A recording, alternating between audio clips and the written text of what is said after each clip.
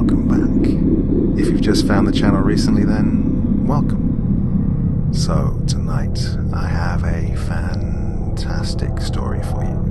Honestly, I think this is one of the best things I've ever done, and I have a lot of people to thank for that. Firstly, I'd like to thank Lucretia, the incredible author of this story. I did something back in December for my Christmas special, a story called The Amateur, and this is a follow-up to that. If you haven't heard that one, go and remedy that immediately. I'll put a link to it at the end of this video. And I'd like to thank the awesome vocal talents of my collaborators as well. We've got Mr. Davis playing Elmer, we have Markbot playing Ellie, and then those two are ably supported by Creepypasta Goblin and Penny Dreadful Moment. These guys all put a lot of time and effort into helping me with this project. I thank them immensely. And please do me a little favor and go over to their channels. Give them a listen, a like, a comment, and subscribe, of course. So, I think we all know what time it is, don't we? Sit back and relax with your favorite drink. Lie down with your favorite river, because it's time to listen.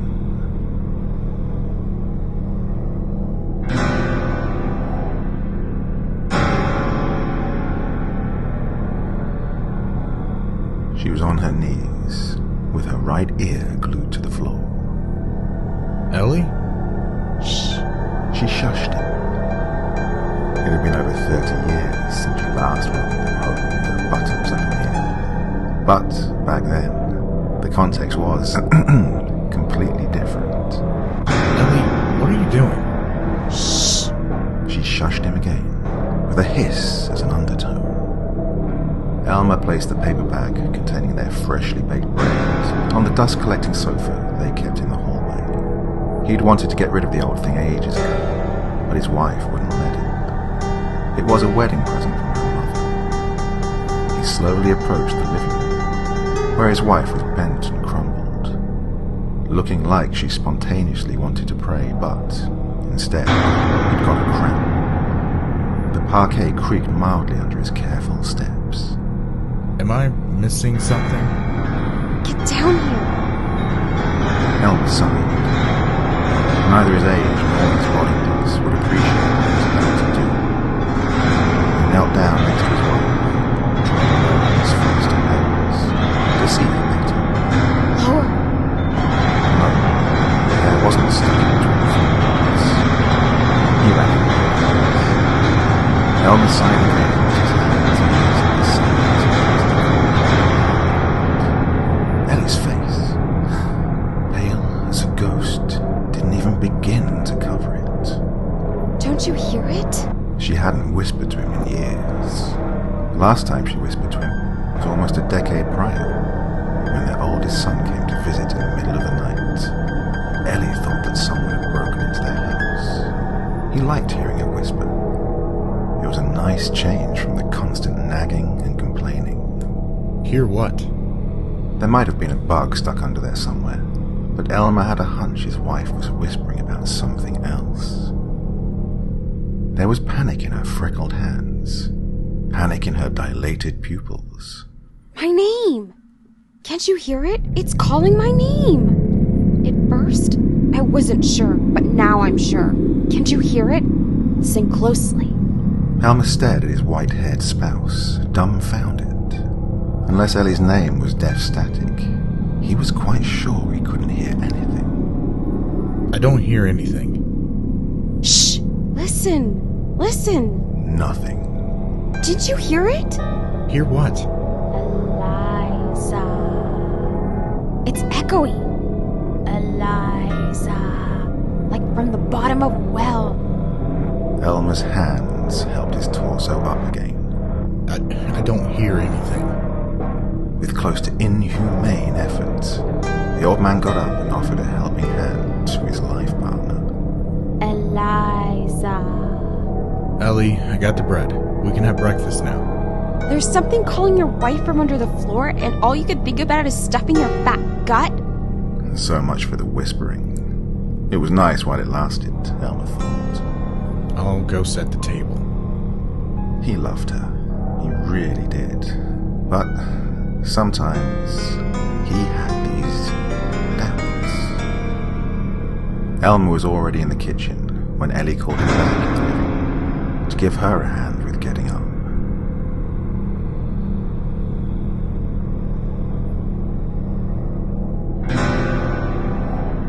The following morning, he was welcomed home by not one, but two backsides staring at him from the living room floor. Elmer sighed. The torso attached to the butt dressed in black rose to reveal a head. Good afternoon, Father Jonathan. Ah, Elmer. Good afternoon. Ellie shushed both of them. Father Jonathan looked at her for a second, and then back at Elmer, pressing his lips into a line of mild desperation. Elmer entered his living room with the same caution as the day before. His wife spoke to him from full. They're gone today. Not even I can hear them. Ellie sat upright and looked the priest dead in the eye. I think they're afraid of you. The priest shrugged. Elmer's frame got in between, offering each of them a helping hand. Ellie hesitated. I wish they would say something while you're here, Father. Elmer, godless as he is, can't hear them, but I'm sure you would. The priest and Elmer exchanged a worried glance. Ellie got to her feet too, caught a glimpse of the exchange. I'm not crazy, Father. Nobody said you are, child. Elmer found that sentence quite oxymoronic. The devil works in mysterious ways. However, we must not exclude the possibility of interpretation. You call me by my name? Father John I shall bless this room for your peace of mind, child. The house, Father. Bless the whole house. Have you heard it anywhere else? No, just here. But please bless the whole house. Elmer left the room. Father Jonathan followed him in the hallway, to the couch where he left his cross and holy water, where Ellie's hearing range couldn't reach them. She's old, Elmer. Bear with her. I am, Father. Elmer looked over the priest's shoulder at his wife, who dropped to her knees and glued her ear to the floor again. Always have, always will.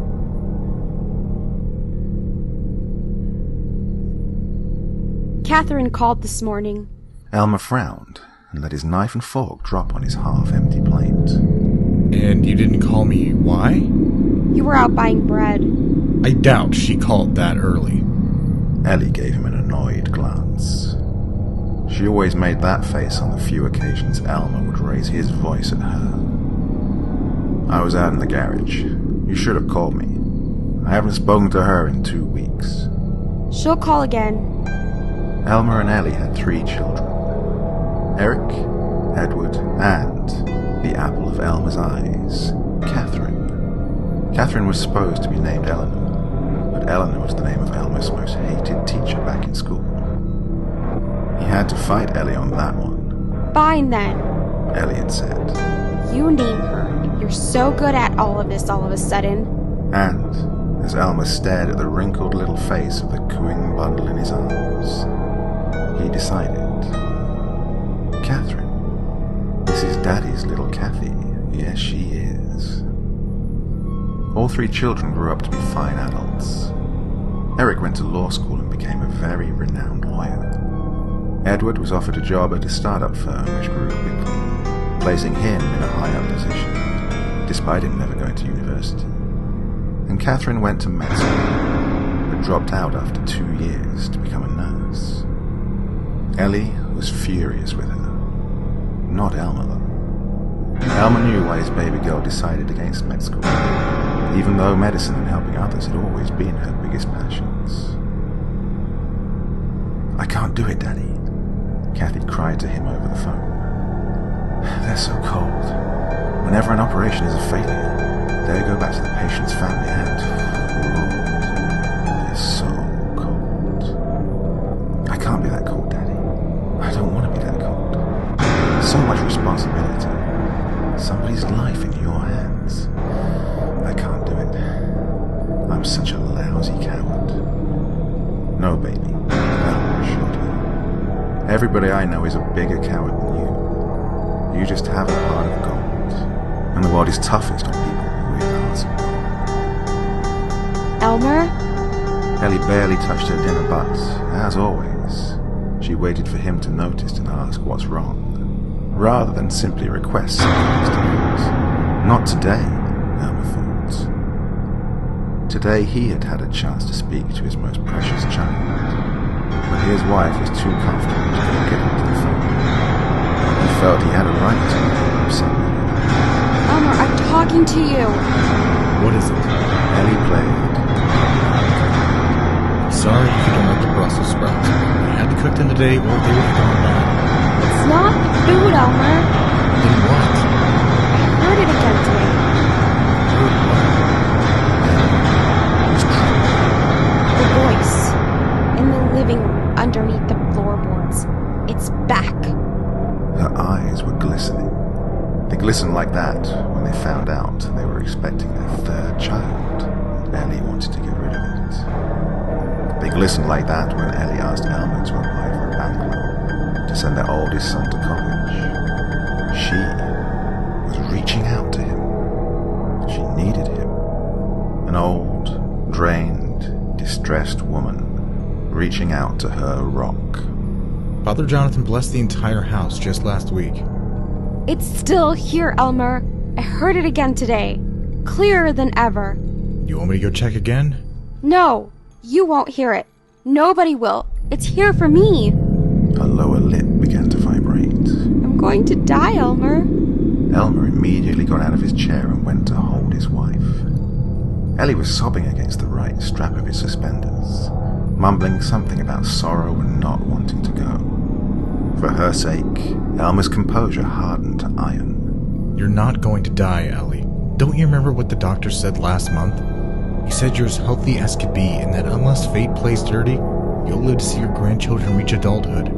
Our oldest grandchild just turned 8, dear. There's nothing for you to worry about. Ellie was holding on to her husband with such force, he would have lost his balance if he were less heavy. No, it's coming for me. It's... Look at me, Elmer. Elmer's gaze met Ellie's blurred orbs. It said I must confess before I go. Elmer's blood ran cold. Having a voice tell his wife she must confess before she goes was on a completely different word palette than Eliza was. Who did? The voice, Elmer. It said I must confess. He knelt down next to her, her hands in his. Ellie, there is no voice. Ellie pulled her hands out of Elmer's and turned to her untouched dinner again. Ellie, I think you need help. And why the hell do you think I'm telling all of this to you for? Not from me, Ellie, from a professional. We can schedule an appointment with a professional. Maybe Kathy knows somebody. No! Ellie grabbed the shoulders of her kneeling husband with crumbling strength. Don't you dare mention any of this to Catherine. If you must, ask Eric or Edward if they have any connections. But don't, under any circumstance, mention any of this to Catherine. Catherine mustn't know. All right, Catherine won't know. Her grip sweetened as she brought her right palm to her husband's soft cheek. Do you want me to call Father Jonathan again? No, it's not him I need to confess to. Elmer felt cold at the pits of his arms. Elmer? Yes? Ellie opened her mouth and closed it again. You can trust me, Ellie. You can tell me anything. You know that. Her chair creaked as she backed away from the table and got up. I'm going to bed. I'm tired. Ellie locked herself in the bedroom, making it clear for Elmer that he had to spend the night alone. Whether Ellie was sleeping or not, Elmer knew better than to bother her. He loved her. He really did. Sometimes, he simply had these doubts that were eating away at him.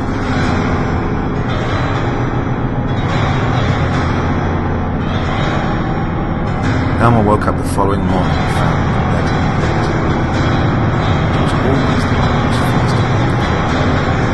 She wasn't in the kitchen. Elmer didn't even slightly suspect that she was in his hurry to go outside and call for Ellie. She was at the back gate, the gate they only used when they were going to the baker's. The walk was shorter that way. Where were you? The paper bag she was holding made it obvious. I want to make breakfast today.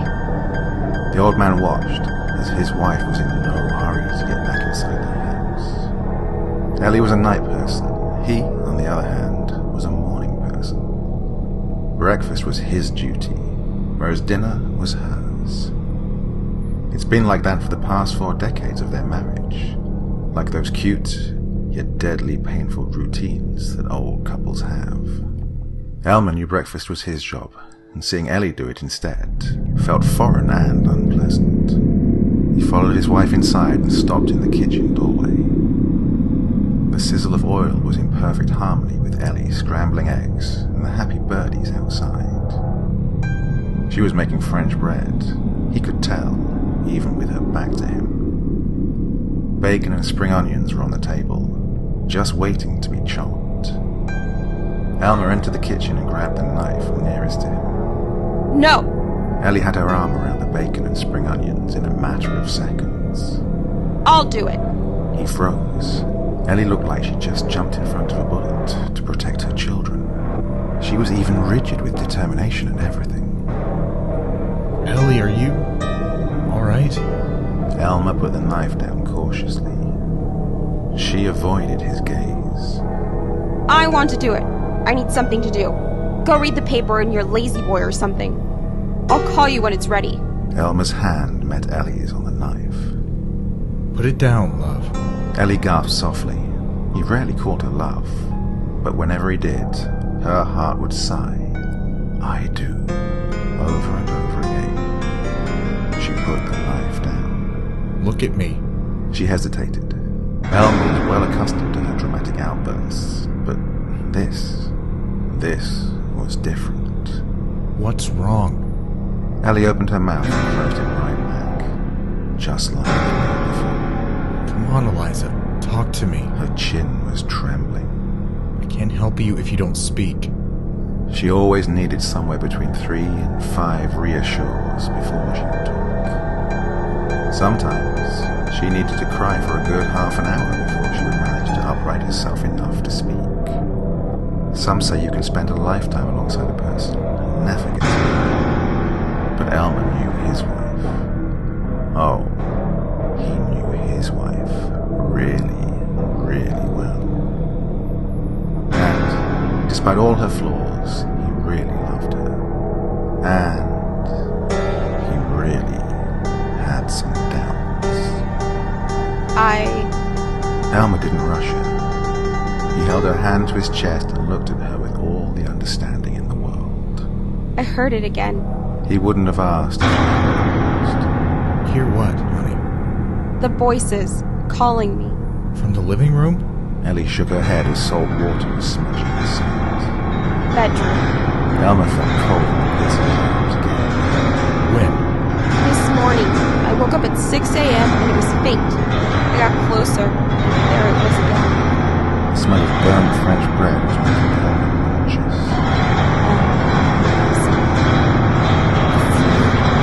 Yes. He had to hold back the eyes so she knew. Elmer, you have to believe me. The bread turned to charcoal. Breakfast was ruined. I believe you, honey, but I also believe that you need professional help. Ellie shook her head again. It's not help I need. She straightened her frame and swallowed her sobs. I need to confess. Confess to what, honey?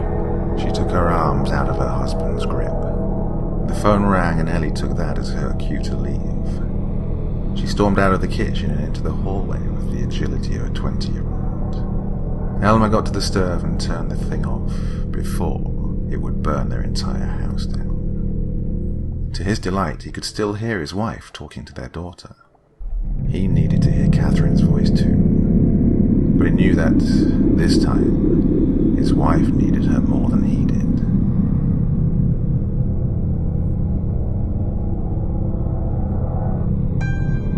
When they moved in together, the couple established some house rules. Number 1, no pets, ever. Number 2, one is just as busy as the other. so the house chores have to be shared equally. Number 3, 2 meals a day is more than enough. And number 4, no matter how bad things get, they are not allowed to keep secrets from each other. This last rule was Elmer's favorite thing about being married to Ellie. When Ellie was young, she was the embodiment of poise. He knew it wouldn't be easy, but he had made up his mind the very second he laid eyes on her. It took him no less than 8 months to convince her to go out with him, and when she finally did, Elmer was so nervous he got sick, and they had to cut their date short by 3 hours. He was head over heels for her, always had been. He regretted nothing. Even so, sometimes he had these doubts. Ellie had been a sweetheart all week. She made both breakfast and dinner, was using words such as please and thank you again, and, to Elmer's mind-numbing surprise, she was cuddling up to him in her sleep. Bedtime was the only time she would enter the bedroom, and whenever she did, she would cling to Elmer like her life depended on it. Entering the living room was out of the question. Therefore, when it came to the house chores, she delightedly accepted her husband's help. Elmer was to take care of the living room and the bedroom. All other rooms in the house were in her care, including the attic, which she always hated. 2 weeks passed, in which Ellie was distracting herself with housework. Other than the fact that she was deliberately avoiding the living room and bedroom, life was turning back to normal. Until, one day, Ellie ran sobbing out of the house directly into her husband's arms, who was reading the newspaper in the garden. He didn't even ask, he just cursed under his breath and waited for his wife to pull herself together and tell him where the voices came from. The attic, Elmer. I felt so sorry for her. The poor thing was shaking from head to toe, and her sobs were screeching into her. They're in the attic. How, Elmer? And why? The attic is over the kitchen. The voices are over my kitchen, Elmer. They've reached the kitchen. Elmer bit his lip.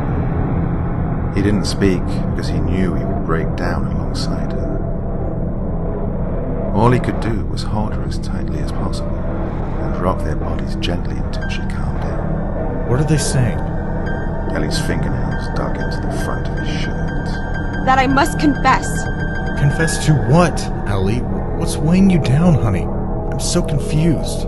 Ellie pushed his chest away gently. She looked up at him, tears rolling down her face. Come on, Elmer said. let's go inside. I'll make tea and we can... No. Ellie wiped her nose with the sleeve of her blouse. I don't want to go back in the house right now. Alright, stay here. I'll go get the blankets and put the kettle on the stove. No. She inhaled twice and then looked him dead in the eye. Something big was coming. Elmer could feel it. You know, Mother never approved of us, of our marriage. Yes, I know. She always said, I have to be smart. You already know what my father did. He took everything when he left us, and my mother always said, I must trust no man, ever. Elmer's forehead felt hot. It's her fault. She said, I need to save money. She said, saving money behind the man's back is always a good idea, regardless of how things turn out. She made me think that you would one day just get up and leave me and the kids behind.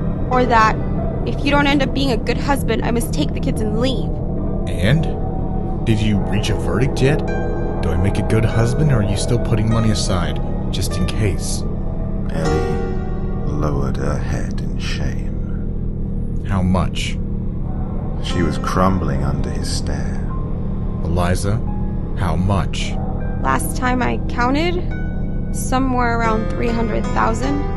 When was the last time you counted? 2 years ago, when you and Catherine went to... 2 years ago? We've been married for 39 years.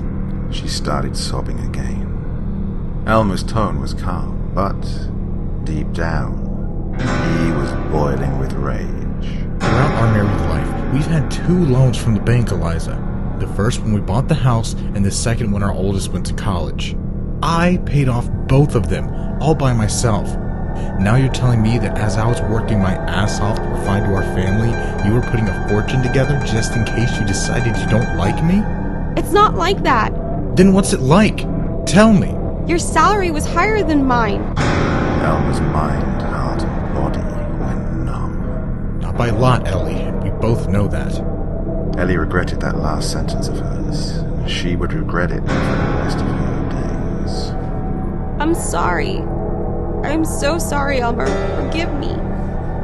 It's all on your mother's couch, isn't it? Yes, it's all there. Take it, Elmer. You can have it all. Just please forgive me. There was nothing pretty about watching the love of his life cry. Ellie had gone through enough the past few weeks, and having her husband angry with her wouldn't soothe things in the least. Elmer was already looking for excuses in his mind to convince himself that Ellie was indeed an angel, but with a demonic. Tell me something, Eliza. Would you have ever told me about the money if the voices didn't tell you to? She hesitated. Yes, I would have. Eventually. Elmer inhaled his hands. Apparently, he didn't know his wife was never in a million years would he have thought that the dusty old couch they kept in the hallway was an undercover deposit box, but he wanted to believe her so badly. He wanted to believe that she was sorry. He wanted to believe that she would have eventually told him why she didn't want to throw the old couch away. But his heart was just as smart as the rest of him. If it weren't for the voices, Ellie would never have told him about the money. Where did you put the Johnny Walker? In the coffee cupboard. Behind the paper bag on the left. Good. I need a drink. Of course, honey, I'll get the... Alone. Ellie looked like a kicked puppy. I need to be alone. I need to think. Stay here if you can't go back into the house yet. And, just like that, for the very first time in almost half a century, Elmer turned his back on his wife. He had his doubts, all right, but this blow was quite unexpected.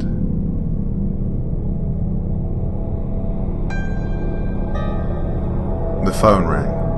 Elmer picked up. Donovan residence. A choir of angels made itself heard from the other end of the line. Hi, Dad. It's me. It was the very first good thing that had happened to him those last few weeks. Catherine, my baby girl. It's so good to hear your voice. How are you? I'm good. I'm really good. I'm happy I finally got you on the phone for once. We haven't talked in ages. You're not the only one who's happy, kiddo. Nostalgia's no joke once your favorite kid moves out of the house. Dad, you're being super unfair to Ed and Eric right now. Oh, come on. As if they didn't know who my favorite is. Lucky for me, they share my adoration for you, so they never blamed me. Catherine laughed, and Elmer's heart grew twice its size. Yeah, they're pretty awesome. I just got off the phone with Eric. He won a super difficult case today. He did? That's fantastic. I'm not surprised, though. Your mother and I always struggled to scold him whenever he got into trouble. He always knew how to twist an argument in his favor, even in his kindergarten years. The other end of the line went silent for a couple of seconds. Kathy Cat? You still there, honey? Dad? Is someone next to you? Elmer's throat went dry. No, not right now. Why? I think I can hear something. A man's voice. It's faint, but deep and guttural. The now familiar coldness was gathering in the pits of his arms again. What does it say, honey? It says Ellie came out of the kitchen. something about confession. Honey, I have to go. I'll call you back tomorrow, alright? Daddy? Is everything okay? Elmer. Ellie's voice was coming from a broken cavern inside her chest. She was walking slowly towards him, like an infant trying to walk again after falling for the first time. Her eyes were purple from all the crying she'd done. Yes, honey, don't worry. We'll talk tomorrow.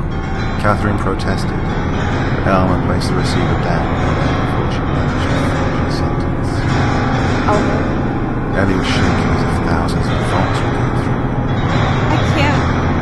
Drool was connecting her inferior lobe to the upper. I can't take it anymore, Elmer. It got so loud. Elmer, they're everywhere. They've been screaming, Elmer. They're so loud. Elmer watched her with sad eyes. Eliza, I'm sorry, but I really can't hear anything. In her despair, Ellie let out a scream, cupped her hands over her ears, and collapsed on the floor. Elmer rushed to her side and tried embracing her, but she pushed him away. Make it stop, please. Make it stop. Why? What are you saying? That I must confess. Elmer was confused. He tried pulling his wife into his arms again, but she grabbed him by the hands, interrupting the hug midway. You already confessed, honey. Ellie pressed her lips together and shook her head forcefully. And it's all right. I understand and I forgive you. I forgive you, Ellie. I love you, but this has to stop. We really need to get you professional help. I cheated on you. Elmer froze. Ellie put her head in her hands as her violent sobs echoed in the hallway. And there it was. Elmer's doubts finally confirmed. When? Ellie was rocking back and forth, crying with the passion of an entire chorus in a Greek tragedy. Elmer's patience was over and done. He grabbed his wife by the elbow and forced her to look at him. When, Eliza? He didn't ask with whom. He didn't care who she cheated with, knowing how cold his wife was regarding matters of the heart. She would have confessed her infidelity years ago. However, the messy circus she was providing made it clear there was something bigger than cheating to the story. Elmer felt the life draining out of him as the seconds passed by. Please, Eliza, please tell me that Catherine is my daughter. For the love of God, woman, please tell me that Catherine is my child. Ellie didn't answer. She just cried harder and tried taking Elmer back on his hungover. That was enough of an answer. Elmer got to his feet before she even had a chance to touch him. I confess. Please, Elmer, please make them stop. Elmer had to choose one of two options. One, call an ambulance for his deranged wife and tell her that he forgives her so that she gets hospitalized with a little peace of mind. Or two, grab his coat and go to the bar down the street, where the guests were few and the barkeeper wasn't talkative. Choosing was easy. He could still hear Ellie screaming, even as he closed the front gate behind him. I confess, you rotten beings from hell. What else do you want from me? Shut up! Elmer got back home around 2 a.m. He wasn't exactly drunk. He wasn't sober. The house was quiet, just like he expected it to be. He looked in the kitchen for his wife, even though he was certain she wouldn't be there. He bothered checking the bedroom door. Elmer went straight for the attic. He hesitated at the door. Even though he knew she was there, he still needed confirmation before he would proceed. Elmer cracked the door, just Ellie's left house slipper was on the floor. Her right one was still attached to her, dangling slightly from the ceiling. Elmer had seen enough, so he shut the door. He had to wait for the alcohol to wear off before he would enter the attic again. Otherwise, Ellie wouldn't be the only mess that had to be cleaned up. He had to call so many people. The ambulance, the police, the funeral home, Eric, Edward, and Catherine. There were so many preparations that needed to be done. So many flowers that needed to be bought. So much black cloth that needed to be ironed. But first things first. Elmer got his toolbox and grabbed a screwdriver. He had to remove all the speakers he'd installed under the house's wooden floorboards.